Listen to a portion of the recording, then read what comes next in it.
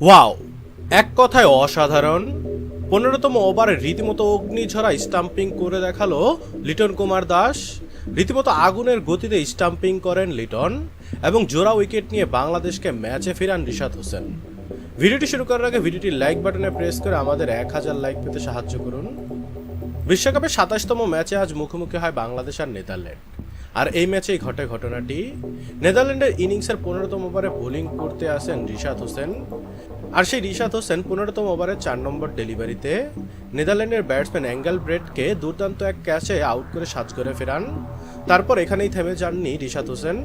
সে ওভারের শেষ বলে রিশাদ হোসেন দুর্দান্ত একটি ডেলিভারি করেন বাসডি লিগে, যে বলটিকে খেলতে রীতিমতো পরাস্ত হয় নেদারল্যান্ডের ব্যাটসম্যান।